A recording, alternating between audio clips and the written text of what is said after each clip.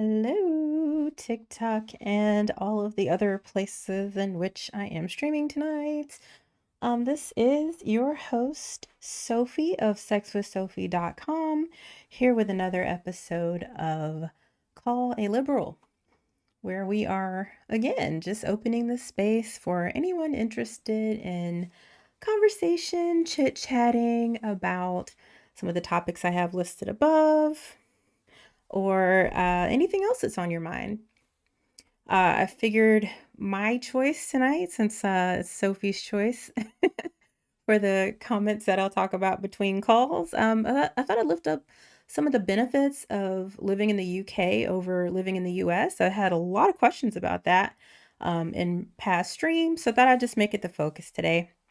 So again, in between calls, I'll just chit chat with you about some of my thoughts on why I think the UK is far superior to the US. If you disagree, very happy to hear your point of view. Unfortunately, on TikTok, I'm still a baby TikToker, so I can't have guests.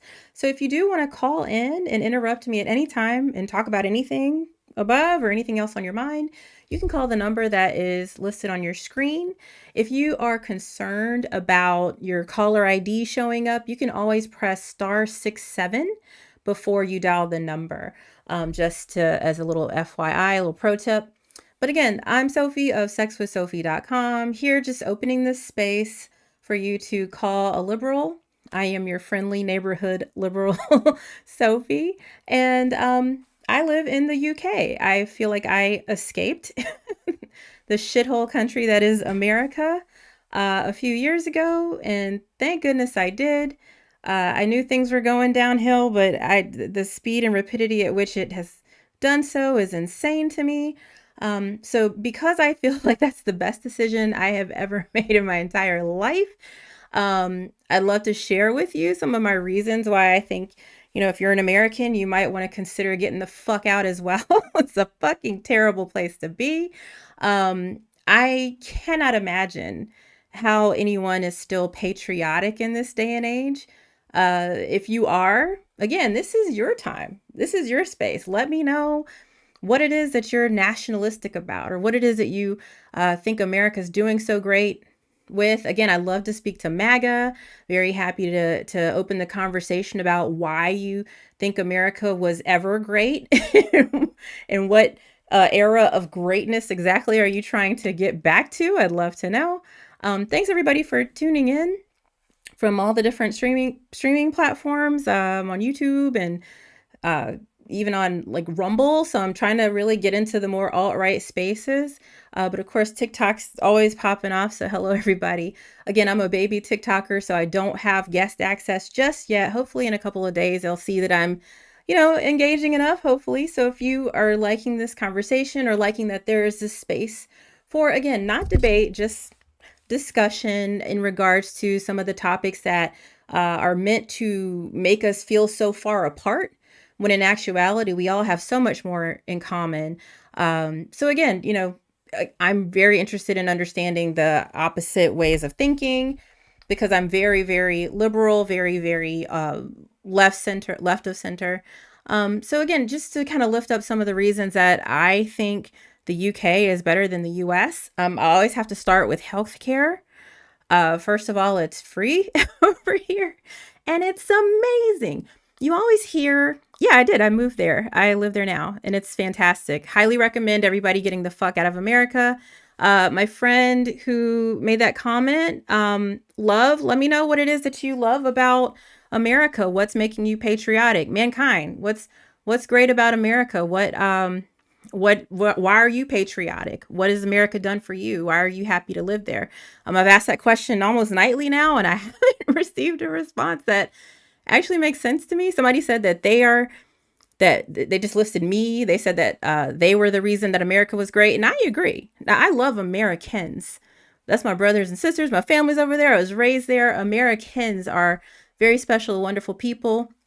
Again, even MAGA, white supremacist Nazis, I don't give a fuck. If you're a person and a human being, I love you and respect you. And this is, again, a time for us to hopefully try and understand how much we have in common, and that we really don't have things that separate us too much. But when it comes to living in America, I'm very glad that I do not.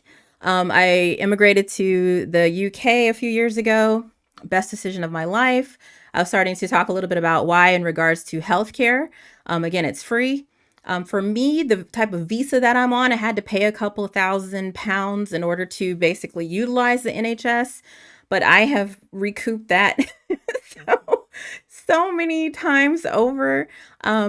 Last year, like maybe a year and a half ago now, I fell and broke my leg and was immediately treated, had a boot given to me, had follow-up care, physical therapy, everything. Didn't cost me a cent.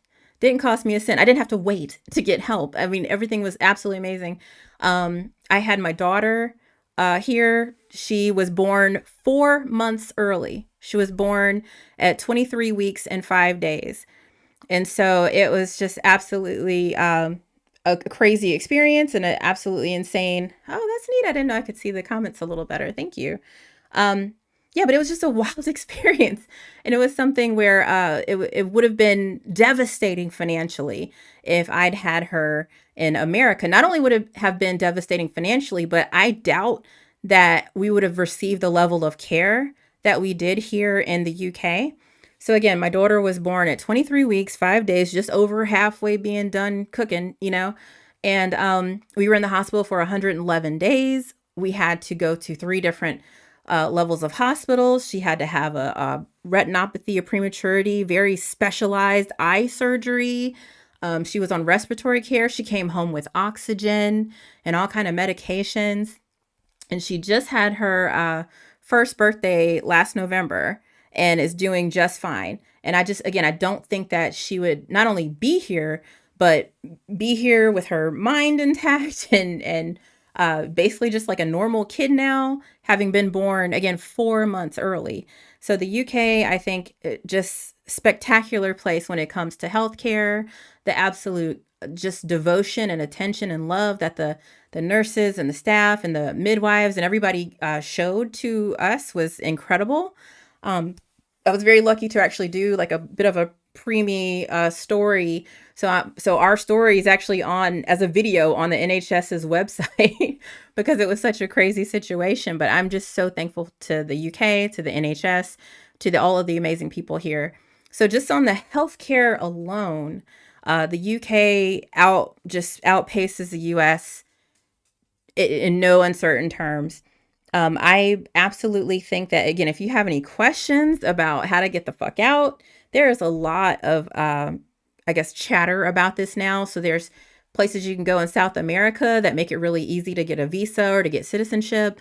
There are some places, even in Europe, like Scotland, if you have Scottish heritage at all, it's almost like, come on in. I think they even give you something in the way of like 30,000 pounds to go to Scotland. So, I mean, if you have the ability, if you have the means, if you have uh, like a working situation where you can be a digital nomad, whatever you can do to get the fuck out of America, get out, get out. I am so happy that we moved. I cannot tell you. So again, if you're in America and you're like, no, I'm never leaving. I'm a patriot, America. Fuck yeah. You know, like, why? Why? What is it about America that is so great? I swear to God, like I've lived there my whole life. And I can't think of a defining quality that is solely American that was good or that helped me or that wasn't putting my life in nightmare mode. I mean, especially as a black woman, are you serious?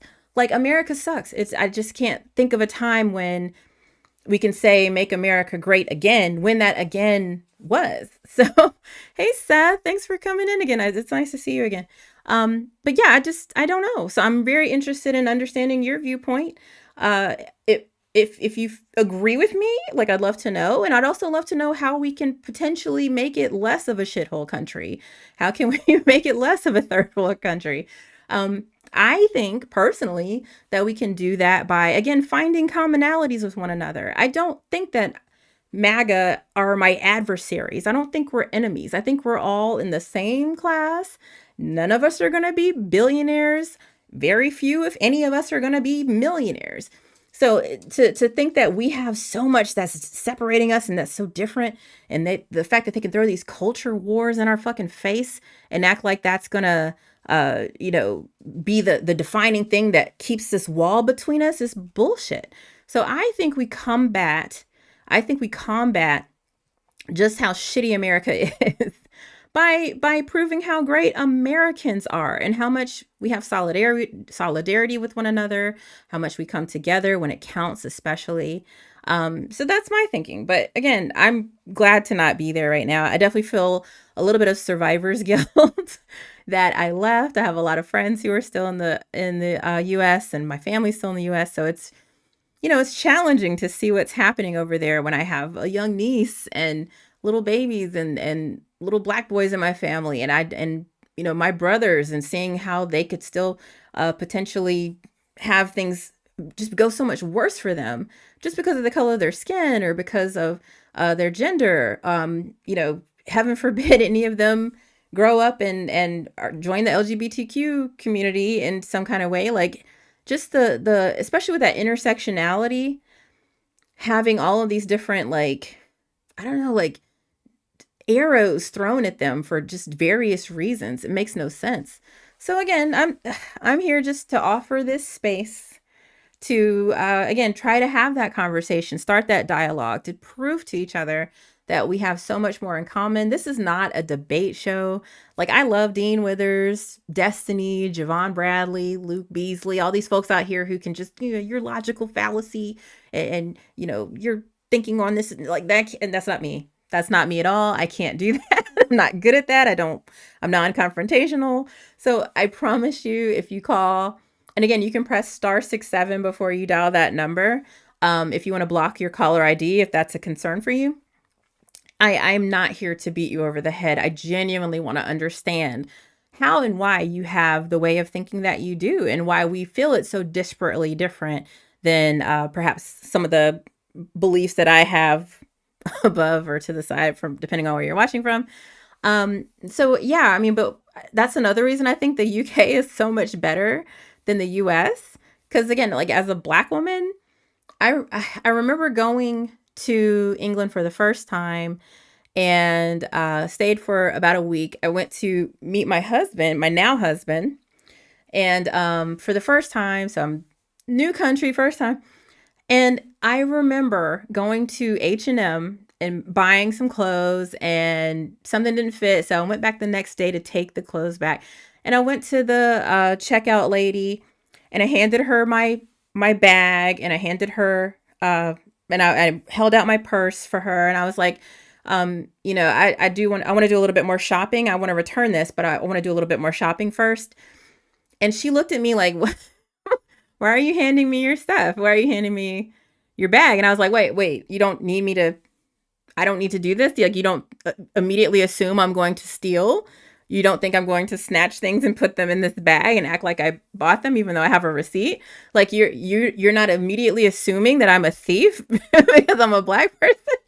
Like, and it was just like a clicking for me. Like, oh wow, there's no ingrained racism here. Like, there just isn't. And I've felt that every day that I've been here. Like, I've had people be mean to me, but it's beautiful in a weird way that I can actually attribute that to that person just being an asshole, and not that they're probably mean to everybody. It's not like they're just mean to me specifically because I'm a black person. Like, I feel like I don't have to explain myself. I don't have to reintroduce myself. When I meet somebody in the UK, they literally take me at face value. I don't have to then like correct whatever misconception they had of me off gate. And so I think it's really a beautiful place to live if you're wanting to experience anti-racism and what it's like to just be a normal fucking person. Like, it's a beautiful, beautiful thing. The UK is extraordinary. A lot of times people are like, oh, they're just as racist. They're just, no. I don't think they're racist at all. I think where you see some issues with racism in particular are on like social media, when it comes to like sporting events and things like that. So there's been a lot of effort and a lot of work in their legal system and with their sporting industries and marketing and things like that to eradicate racism in those areas and in that capacity. You also see a lot of xenophobia. So you have a lot of migrant, mistrust. But even though a lot of those migrants come from places where the people are really brown, or even black or African, I still don't see that pervasive, systemic, intrinsic, implicit bias in the UK that I do in the US. Again, before I open my mouth and people, oh, they're like, that's an American accent I hear, before I get to that stage, they're not treating me differently. Just thinking, oh, she's a migrant person. It literally, I get none of that. Like, I walk down the street and I feel like I can freely, like in America, I'll walk down the street and I'm consciously smiling and making myself seem less threatening and less aggressive. I'm constantly on guard that I know I need to appear kind of like the mammy. I know how I look and I understand how I have to present myself so that people aren't afraid of me or don't claim to be afraid of me. But I think it's beautiful in the UK that I can walk down the street and I genuinely smile at people and wave at people, and I get waved at, and people usher you across the street when they'll stop their cars so you can go by. It's just this kindness that is so pervasive in the UK that it's not false. It's not something I have to consciously do or be in order to just exist. And so it's very relaxing. It's like as soon as you come off the plane, this whole miasma of fucking microaggressions and bullshittery just lifts off of you. It's wonderful. So I highly recommend that people who are racist, or if you lived in the same place your whole life, get out, travel, get your passport, see that the world is bigger. And I promise you, like, you'll experience feelings you didn't think were possible. Like, it's like almost like if you're a fish and you're swimming in water, and somebody's like, oh, the water's awfully wet today, or it's awfully cold today, or whatever. Like, you're gonna be like, what are you fucking talking about? Like, because you just can't see the water you're swimming in. But travel, talking to new people, learning new languages, not like I'm doing that in the UK, but, learning new languages, really getting outside of where you were born and understanding that the world is bigger will help you so much to, again, just expand your horizons, understand that the world is bigger, and again, experience things like that lack of racism that I get to experience here every day in the UK, and just bask in it. It's amazing. It's wonderful. And again, I'm just a chit chatting, But you are absolutely welcome to interrupt me at any time, my darlings. This is your time. This is your space.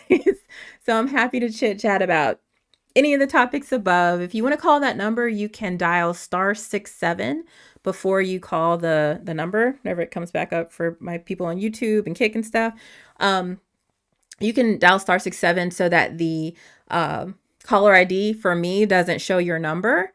It blocks your number. So just in case, again, that's something that's a concern for you. I've heard that lifted up, so I wanted to share that's a way to block your caller ID if you're calling anybody. But if you call me, that'll again block your number from my caller ID.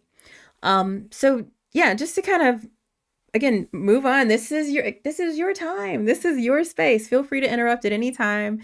I'm just chit chatting about UK over US because I was fortunate enough to escape the shithole country that is the US. Holy shit, it's terrible. It's like I feel so happy that I left, but again, I feel so much survivor's guilt too. Like fuck, like I know, my family's there. I have a lot of friends there. I know things are so bad for so many people, so many of my friends. And so that's why I'm hoping to again open this space so we can find some common ground with each other and find how we actually have more in common than what separates us. So like, I mean, we talk about DEI a lot on this show. And one of the things that I love is that the UK is such a melting pot. Like you hear that phrase about America, but when I was in civics classes in high school and stuff, like we learned that, a country that has a lot of immigrants, that has a lot of diversity, it could be either a melting pot or what's called a tossed salad. And so, not that kind of tossed salad, but like a tossed salad where you have a lot of different cultures, but they don't mix. They're not marinating with each other. They're not melding and blending. So I think that America gets misconstrued as this melting pot. It's not. It's a fucking tossed salad in every sense of the goddamn word, okay? It's a tossed salad. But the UK is such a melting pot. There's cultures and languages from all over the world. And I know a lot of that is due to like a really shitty history on their part, but of conquest and colonialism. And so, fuck them for that. But at the same time, it's created this resulting melting pot where their friggin' national dish is an Indian curry dish. Like you hear all sorts of languages here. And I think there's a misconception even in America though that English is the American language. It's not. There is no national language in America. So when I hear people say, "Oh, you got to come here and learn my language," why? There's no prescribed national language of America. And I probably shouldn't lift that up because then Trump's gonna make English the fucking national language of America. But I digress. I'm just saying, like in the UK or in England in particular, I literally hear so many languages, but people are so smart. Like everybody speaks English still too, so it's kind of dope just to hear so many. What do you call it? Oh, what is the word for somebody who speaks polyglots? You hear so many polyglots here, and so I'm working on I know a little Spanish, a little bit. So I'm actually trying to learn a little bit of like marhaba, like Arabic, and I have friends from Somalia and Iraq and Portugal. In fact, I went to get my hair done here, and it was just a bunch of Black women in the room. They were doing extensions, like braid extensions, and in America, you'll often go to get your hair braided or get your hair done, and it's just a room full of Black women who are from Africa. And you'll hear them speaking beautiful, just crispy languages and stuff. So I'm in the UK, my first experience with a hair salon, a lot of Black women, and I'm listening to them talk. And after a while, I was like, wait a minute, they're speaking Portuguese. I was like, you're speaking Portuguese? They were like, yeah. And I was like, wait, are you from Brazil? And they're like, no, we're from fucking Portugal. Like, I don't know, it was such a whoosh moment for me. Like, there's Black people in Portugal? Like, I don't know why that was so surprising to me or jarring to me. But it was just such a beautiful reflection and depiction of just how many different cultures, different peoples and ethnicities, even within those different nationalities, are all residing in the UK and doing well and getting ahead. and starting and running businesses and doing well for themselves. It's just absolutely beautiful. Highly recommend the UK. I love it over here. Very glad that we escaped. So glad to be here. So, I mean, if you have questions about any differences between the US and the UK, let me know.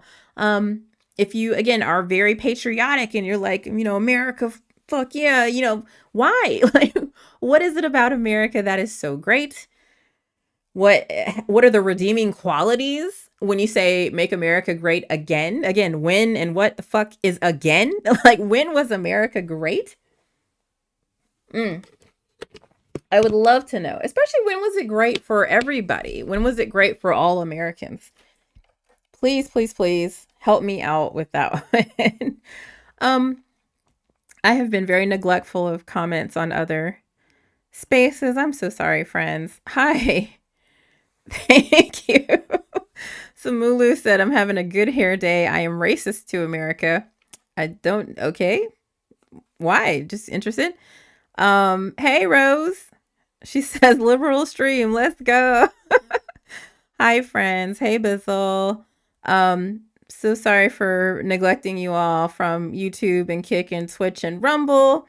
Again, I'm trying to get into more alt-right spaces as well, just because I think this conversation should be open to everyone, because that's how we win. That's how we actually beat this bullshittery that's happening, is by understanding that we all have more in common with each other than anybody ever will with Elon Musk and Donald Trump with their dozens of kids.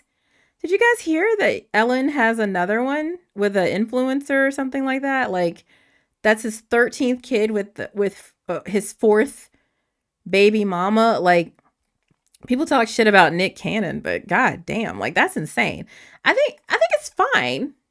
Personally, I don't give a shit, if that's what he wanted to do, and that's fine for what he wants with his life. I think it's sad for the children who will in no way get the kind of attention that they need.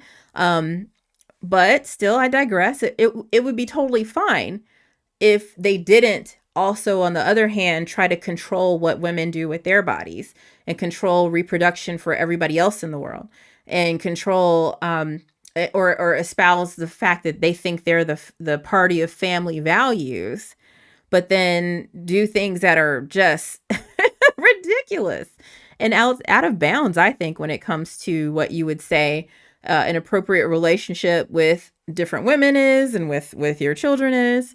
And even to look at the fact that Elon Musk is so horrible to his trans child, like, I think that's abysmal. So, like, he lost me there. He lost me there. He lost me there a long time ago when I learned that he was basically shitting on his own kid in order to make himself look better in the eyes of other men, of other white men. Like, that's just bullshit to me. Like, nothing on earth will make me put anything above my children. Nothing. I can't imagine them doing anything that would make me want to cut ties with them, or kick them out of my home, or love them any less, or think of them in a light that's, reflecting negatively on me. I don't get it. So I know we're talking a lot about like patriotism in America and stuff today, but just as a side note, I'm very curious to know if you are not supportive of trans kids or gay kids. Like, why? What's wrong with that? What's wrong with being trans? What's wrong with being gay? Like, and why is that such an offense to you as a parent that you would then disown or neglect your baby, your child, just because they love a little different or feel like they're internally a little different than what that you see externally? I don't understand, and I don't think I ever really could or will, but I'm listening if you want to explain just how being gay, being trans can make you as a parent love your child less. I don't get it. So again, what's wrong with being trans? What's so scary about it? What's wrong with being gay? What frightens you about that? I don't get it. And I think that's why I love the UK again. I know I keep going back to it, but that's one of the reasons I love the UK. It's just because there's so much freedom here. There's so much freedom here. I mean, you definitely have this stoicism, especially with like the boomer generation in the UK. But it's just love is love here. I feel like I've seen more like drag queens and just gayness here, and it's totally accepted and absolutely a beautiful thing. Even I learned recently there's this thing called a panto. And literally every year, just about every city in the UK has a panto. It's like a pantomime. And basically it's around Christmas time. They'll have a fairy tale play musical thing. And it's just this thing that they do in the UK. And the headliner is always a drag queen. So it's like always led and hosted by a drag queen. She's kind of the narrator and stuff of them. And so I think that's beautiful, like how just ingrained drag and queerness and homosexuality is in the UK. It's definitely not looked down upon. Even with like especially the younger generation, you see this like not caring about gender. Like boys will wear nail polish, they don't give a fuck. They'll wear makeup, who cares? It's just not that serious over here that I can tell, that I can see. And I live in a tiny town. I live in a tiny town in England. So this is more than just London urban culture. It's everywhere. So I think to live in a tiny town in England and see just how amazing people of all walks of life, all nationalities, all sexualities are just brought into the fold and brought into the culture. It's a true melting pot from literally all angles. It's wonderful. It's wonderful over here. I really love it. I really do. Even when I was thinking about like disability, disabled people, because when I think about I think of like women and people who make less money and people who speak different languages and all kind of stuff. Whereas I think people on the right only think black people, but DEI is so much more than that. And just to think of how things are in the UK versus the US when it comes to accessibility, making concessions, and like everything's in multiple languages. You have so many options to engage or have an interpreter. You have some of that in America, but I don't know how much that's going to continue now. Just given how much DEI is under attack, because again, I don't think Americans understand, or at least the right in America don't seem to understand just how much DEI touches. But I love that it's just, again, so much of it's just built in here in the UK. It's wonderful. So I don't know. I'm very curious to know again if you agree, if you disagree, if you have questions. I'm absolutely somebody who I feel the survivor's guilt. I feel the pain of the people who are still in America suffering. I know it's a scary time right now, especially if you're marginalized or different in any way, shape, or form, or othered. So I do feel so badly for the people that I feel like I left behind, especially because I worked so deeply in my community when I lived in America. So I don't know. Again, I feel some sort of way that I've kind of escaped. Not only have I escaped, but I've escaped to a place that is so welcoming and so wonderful on every single level. When it comes to just taking care of their citizens, their health, financially, their children. My daughter goes to school for nothing. She gets free lunch and they call it supper. She gets free meals. If we needed anything for her, like if we needed clothing for her or any, like they have so many like shops and free supports and just so much. Like if you needed money for daycare for little ones, they help you with that. it's insane. So just looking at that, like even like the daycare situation, before my daughter was in school, we had her in daycare, and the council of the county that we live in, this is just everybody, they gave us like almost half of her hours for free. Like, so we just didn't have to pay half of, her daycare bill. It was just on them. And then also, they have a thing called universal credit here. This is for citizens, so it's more my husband gets this, but still it's wonderful. So especially when you have children, they give you like a monthly stipend. So just the financial supports, again, the supports for your children, it's just insane here. It's wonderful. I think the only thing that I was really that I could say I'm dissatisfied with here is how much the energy bills are, but even it's still cheaper than it was in America.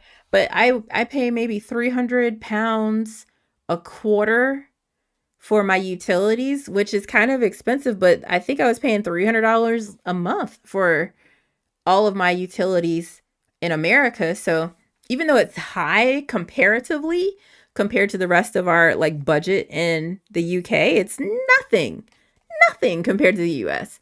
So literally on every scale imaginable, the UK kicks the US's butt. It's just awful there.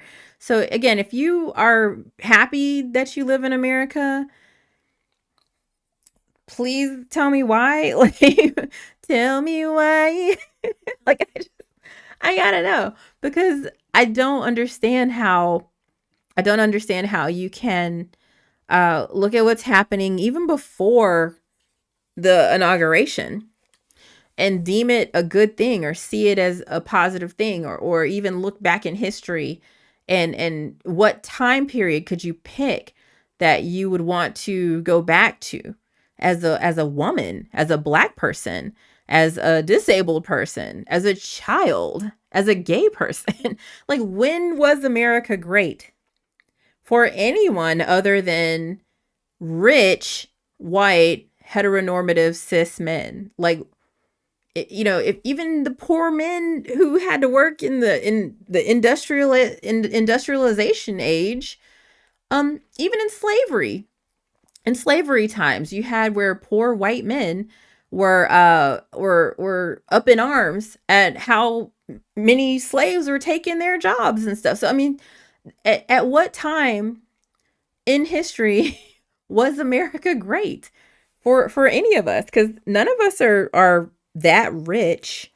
If you're that rich, get at me. We got things that we could be doing together. But like, I don't think that any of us are at that level of millionaire status, let alone billionaire status. I saw a really cool post today. It said that if you wanted to count to a million, it would take you 12 days. But if you wanted to count to a billion, it would take you 32 years. 32 years. And so I think just to put things into perspective, any of us would be lucky to amass $1 million in our lifetimes.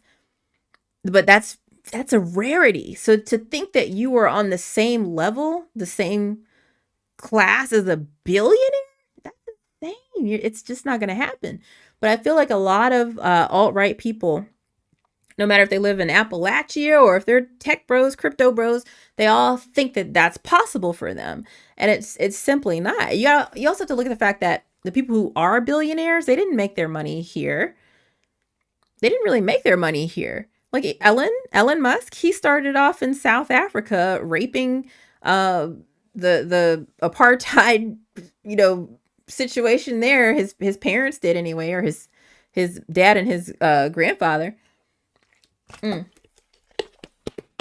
So when it comes to America being this wealth generation place, it's just not. It really isn't. And so, it's impossible to achieve that same level of wealth starting from here, I think.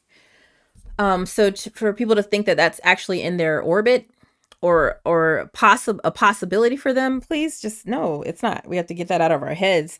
We're never going to be on the same level or class or playing field as billionaires. we'd be lucky to have anything in common with millionaires, and we don't. We simply don't. Sorry, my daughter likes to. It's all scuzzy now. Ugh. But yeah, like having a little girl here. Holy shit, it's wonderful. It's wonderful. First of all, like they wear uniforms in school, which is so cute. But it also like I get that it takes away a lot of their individuality as children, but they still can wear their hair in fun ways, wear fun socks, wear different bows and things. So they still can express themselves in school. So I don't think uniforms necessarily take that away, but what it does take away, I think, is some of the kids who don't have as much money or who can't afford brand names or things like that. They don't get picked on, or they don't get like put into a lower class because everybody's on that same, scale when it comes to appearances. So I do like that. When I was in America, I worked for a school system, and so it was nice to see some of the schools that brought in uniforms, especially for the lower income schools that were more like our Title 1 schools that would get you know, uniforms, and suddenly like the rates of bullying and suspensions and things would go down just because it eliminates that factor. So I thought that's really nice to see that all schools have uniforms here. Again, free lunch is a big beautiful thing here. I think if you need it, you can get it, but otherwise you can just bring your lunchbox or pack your kid's lunchbox. But until I think second grade here in the UK, it's free. Like lunch is free for all kids. And then I think after that you have to apply like you would in America, kind of similarly. So yeah, I mean, I think for kids, it's a beautiful place. There's so many like NHS dentists and eye doctors. So your children don't have to pay for private medical for anything. So even though your NHS covers everybody as far as like illnesses and routine checkups and things like that, for dental care, adults do have to pay for that. It's not a lot, but we do have to pay for it. But there are NHS programs for kids. So kids are just so loved here. They're so well taken care of here. It's beautiful. I'm a big fan of how they treat children here. I think also like the teachers that we have here. Again, I live in a tiny town in England, and our daughter's teacher, who followed her from basically kindergarten, what they call a reception year, into her year 1 class now. She's like a board certified, double degreed, phonics specialist, all these certifications. Like she's a top tier fucking teacher. And that's who's like teaching our first grader. So it's just absolutely amazing. Also, my daughter started school earlier. So she started school when she was 4. So she's in first grade at 5, and she doesn't even turn 6 until next month. And I love that the way the UK does the schools is that they put you in based on if you're going to turn 5 during the school year. So again, even though my daughter's birthday is in March, she was able to start school at 4 and have a whole semester and some change of kindergarten essentially before in America she would have had to wait so long because her birthday's cutoff would have been September. And so I think the fact that they start kids early here, they end primary school and secondary school early here. You graduate at like 16 here. And then you're basically allowed to do whatever you want. If you want to go to university, that's great. If you want to go into a trade, that's great. They literally help you every step of the way, and it's just wonderful. And even with that, most people in the UK are what's called working class or like middle class. So there's very few who are on the lower end of the spectrum, but also very few that are on the super high end side of the spectrum. So it really creates this beautiful, like really fluffy, huge middle class here.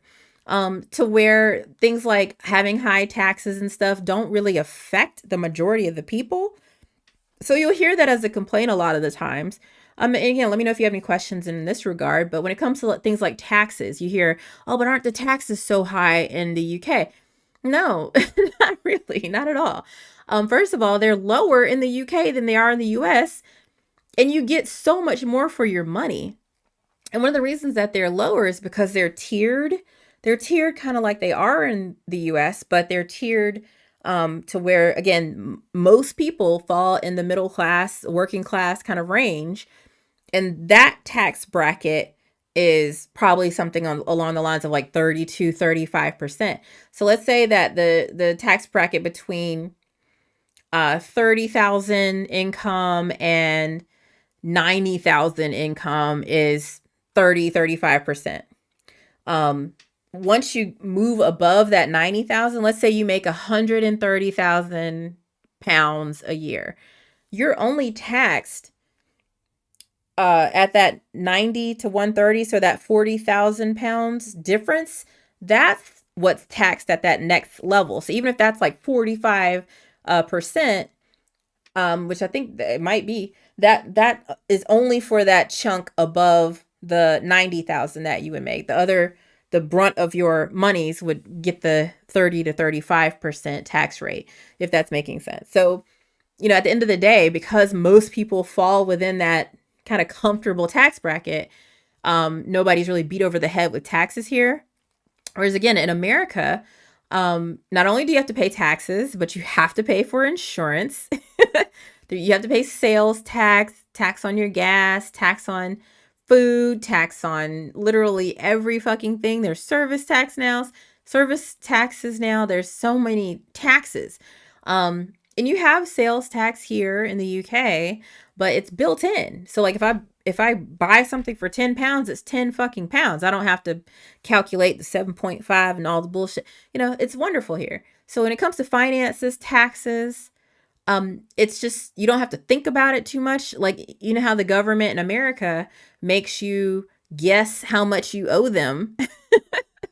In the UK, it's pretty much they keep track with you and they'll let you know what your bill is. And, you can send documents to help correct it and whatnot, but it's very easy to manage your taxes here.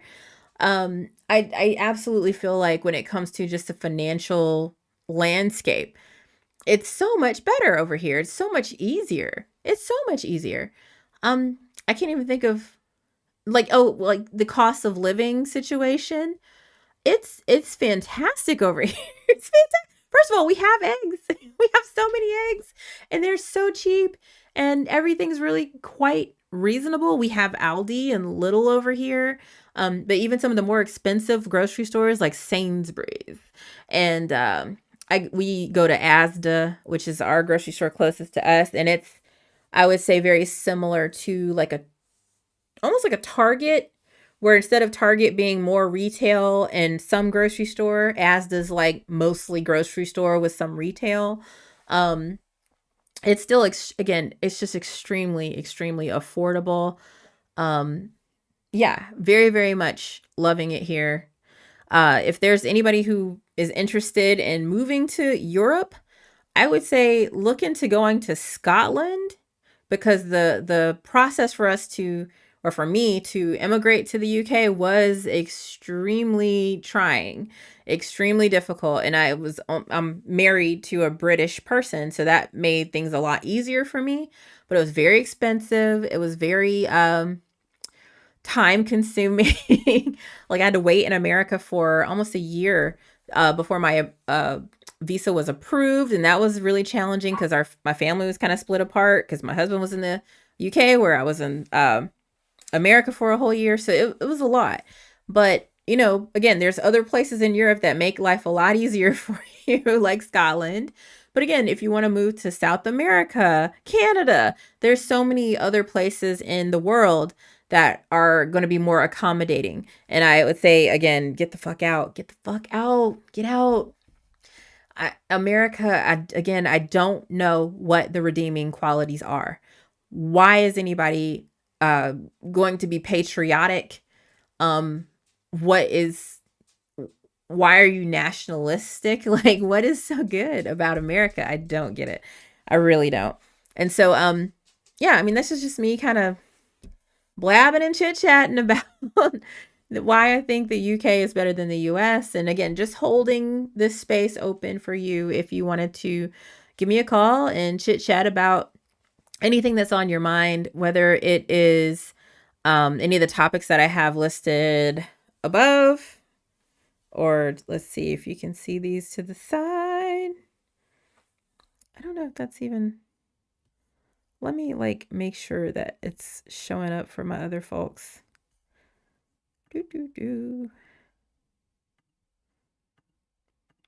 Because I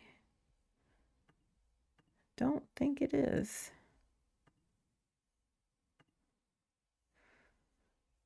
Okay. That didn't go how I wanted it to go. Basically, I'm trying to fix it for my Twitch and Kick folks. That doesn't look quite right, but here, I'll make it bigger for you. That's what she said. Alrighty. I'm kind of silly. It's one of those days. I'm tired, you guys. Oh, it's 1, 2, 3, 4. It's 12:34 here in the UK.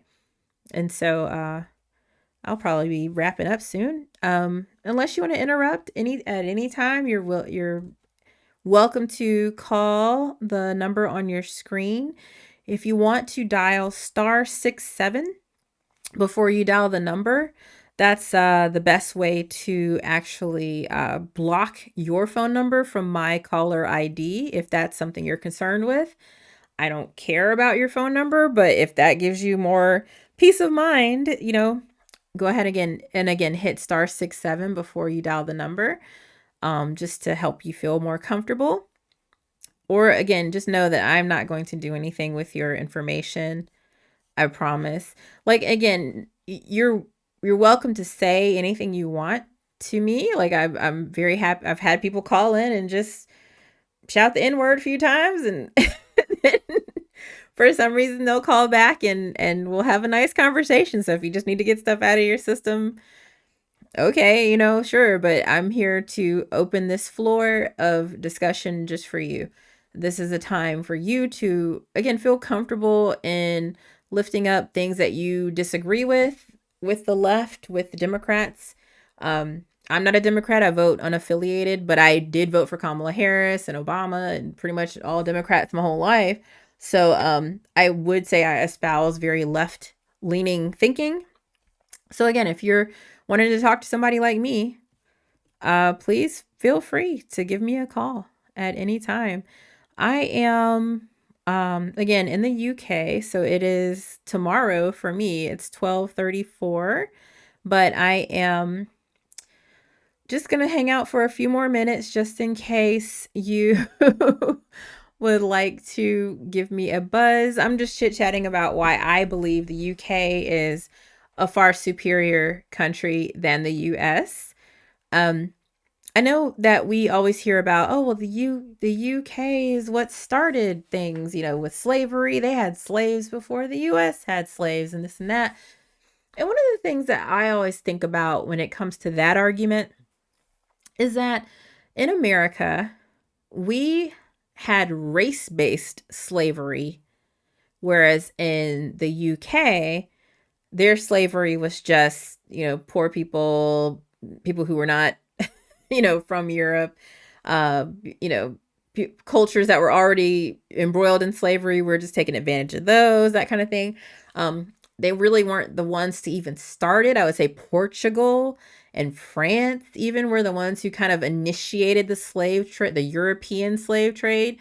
So I think England not getting into it until things were already established, and then getting out of slavery well ahead of like America and some other countries. I think that started their timer of progression a lot earlier than America, for instance. Another thing I think that's different about the way the slave trade worked in Europe versus America, again, it wasn't race-based. It wasn't And so it wasn't like this whole thing of you're a completely different species than us, so we're going to feel comfortable in our morality with denigrating your entire race or culture.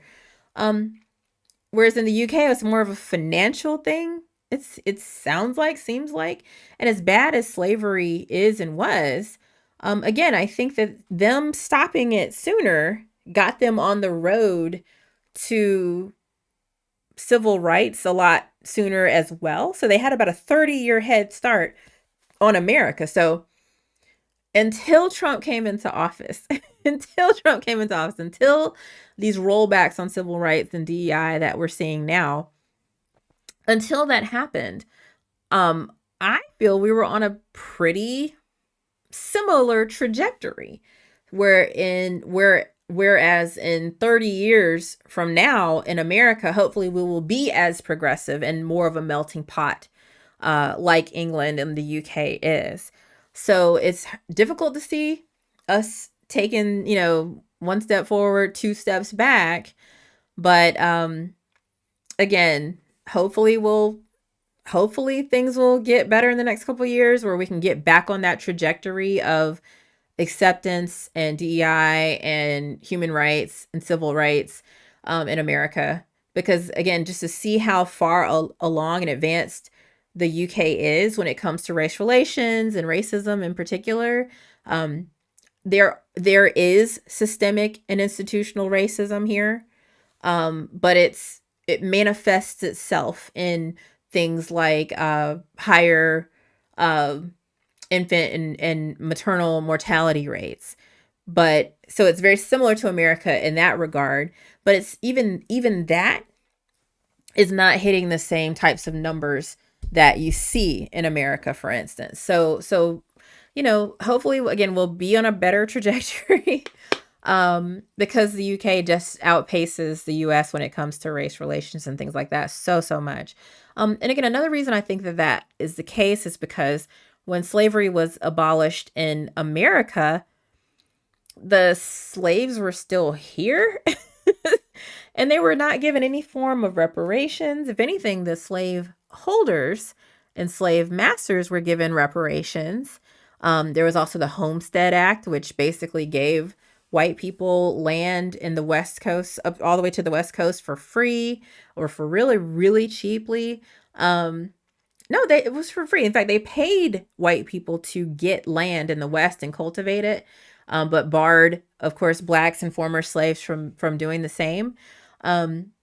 So not only did you have the slaves that you just freed still living right next to you in America, so what did that look like? Oh, one day you're a slave, the next day what does that look like? I mean, I can't imagine that's doing good things for race relations.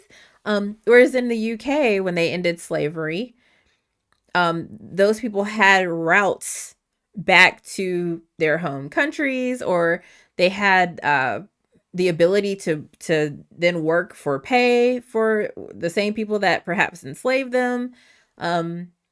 So I don't know, they had a lot more options for what to do next. And they actually started to do things like train the slaves that they freed into being in necessary fields like nursing and stuff like that. And then you actually started to see where they would call for immigration from some of their commonwealths, like Jamaica and the Caribbean. So they would, and in Africa, they would call for immigrants to come into the UK to fill some of the roles that were needed from slavery being ended, or the repercussions of that. So there was like a appreciation for the Black people that came into the UK to help fill the roles that were needed from, slavery being abolished. Whereas in America, I think it was like the exact opposite, essentially. So you had people who had to then find work over this new class of people who would take work for less pay, because at least before they weren't getting anything. And also where the reparations that were paid out, again, the UK is like, here, I'm going to give you money to come here. We're going to keep the immigration lines open for people who want to come here. But in America, it was like, not only can you not leave, but we're not going to give you anything for staying here. No Homestead Act for you. No reparations for you. So, yeah, I think that's a big difference between why we are where we are in the UK versus the US, and why the UK is so much superior to America when it comes to things like race relations and stuff like that. So, oh, sorry. So yeah, just a few things that I think are different, or causation to why, um again, race relations are what they are in both countries. But you're welcome to interrupt me at any time. You're welcome to let me know if you think I'm wrong, if you if have a difference of opinion. Um, absolutely. Let's see. Absolutely. Call in if you want to dial that number, but you're worried about me seeing your phone number. You can press *67 before you dial the number, and that way it'll block your number from my caller ID. Oh, I'm not going to do anything with your phone number if you don't want to do that, but I've heard that be a concern for people. But I am a baby TikToker, so the only other way for people to join, with like as a guest on TikTok, I don't have that ability just yet. So hopefully in the next couple days, I can do that. But at the present moment, this is all I got. I do have like a link I can send people for to join the videos, but then I think that'd be difficult for the TikTok people to see. So I'm just kind of doing it this way for now until I can get enough, I guess, cred to have guests on my line. So do me a favor and follow me, especially if you're on TikTok, and that'll help me get my numbers up so that I can start having more ways for people to interact. Because again, I do feel like this is so necessary. I'm just of the mind that if we can talk about things and find some common ground between these really disparate ways of thinking, that I don't know, I feel like that'll do more to cover more ground than just being like, oh, you're wrong about this, and here's the facts, and here's the research. We can look up research papers and look up, Google whatever we want to, but not in the service of proving anybody right or wrong, in the service of trying to find a commonality, a common empathy with each other, a common understanding with each other. So that's really what I'm attempting to do. So yeah, follow me, make sure that we're, hitting our goals that TikTok wants us to hit, so we can again offer more ways for people to connect. Okay. Queenie, what's up? I'll tell you what, I have 3 dogs, and they're American dogs. Now that was the hardest thing about moving to the UK, was bringing these 3 bitches, because they're girls, over here. What you want, baby? Sorry. Queenie. Queenie. Queenie. I'm not letting you out right now. So yeah. Uh, okay, she doesn't want me to get her. She's like, no. But that's my old lady. Hi. You want me to pick you up?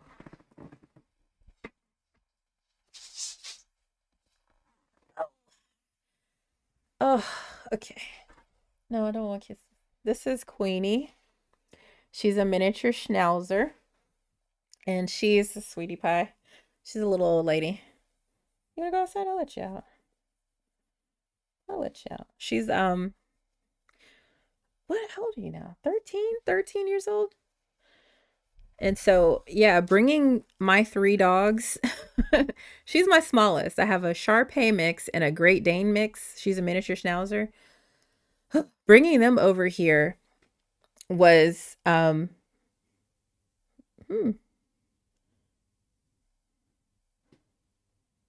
interesting. Yeah, but bringing them over here was hell. It was hellish. So it was funny too, because I was applying for a job as we were moving, where I could, still work remotely. And I had a job interview on the day that I was getting back, with the dogs. And so, they tell you, oh, it could be between 3 and 8 hours that your dogs will be in quarantine. And so I was like, there's no way it's going to take the full 8 hours. I'll just, I can schedule this interview for that same day. And I'm sure I'll give it like 5 hours and then that way I can get home and everything will be fine. It took 8 hours. So I had to do my interview in the parking lot of the pet quarantine place in the UK. So that was very challenging. That was one of many challenges, bringing my 3 dogs to the UK. So if you have pets, that's something I would say, if again, if you can move to South America or Canada or somewhere where you can drive with them, or fly with them where it's not too crazy, do that, because uh going to England was really tough. So again, Scotland, if you want to move to Europe, I think they have an easier dog or pet transfer policy, so I would do it that way. But yeah, I'm gonna let her out. I think she needs to go potty. So she's a little old lady. I don't want her to hold it any more than she needs to. So with that, I mean, if you want to again follow, make sure you're staying in touch. I stream nightly at around 5, 6 p.m. Eastern. And yeah, this is called a liberal. I just want to again open the space for people to chit chat and have a discussion with maybe somebody who thinks a little differently than they do. And so if that's you and you want to call tomorrow, let me know. Make sure you give me a follow, and that way you can see when I go live. Hi, I'm wrapping it up, but just give me a follow if you want to call in tomorrow. Again, I stream nightly, about 5 to 6 p.m. Eastern. Again, just offering a space for people to have discussion, not debate. I'm not good at your logical fallacy. So I'm here to again open that space, and I'll be back tomorrow at hopefully about 5 p.m. Eastern. In the meantime, I love you guys for participating, for joining, for the beautiful comments that I've received today. Happy Black History Month. I love you all.